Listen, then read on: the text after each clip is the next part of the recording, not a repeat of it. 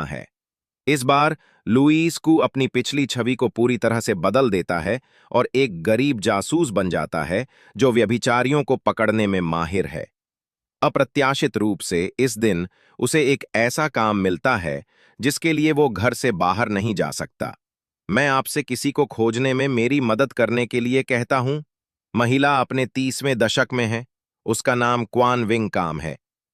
जैसे ही उसने फोटो देखी, लुईस कू का रक्तचाप 250 तक बढ़ गया। क्या ये मेरी पत्नी नहीं है? उसके साथ आपका क्या रिश्ता है?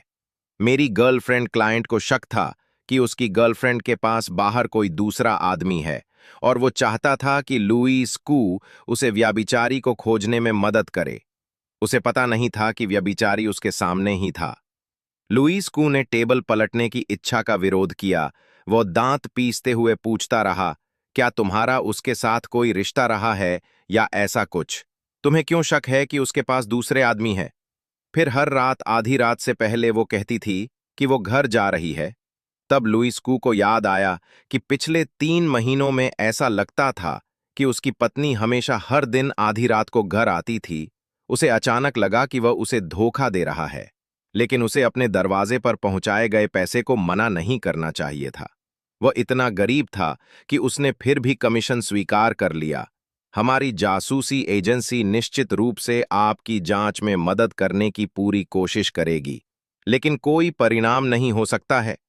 जैसे ही ग्राहक चला गया, लुईस कू अब और रोक नहीं सका यह पता लगाने के लिए कि क्या उसकी पत्नी उसे धोखा दे रही है। लुईस कू ने एक अजनबी कॉलेज के छात्र को अपनी पत्नी का पीछा करने देने के लिए 20 युआन खर्च किए। मुझे डर है कि आप इसे स्वीकार नहीं कर सकते।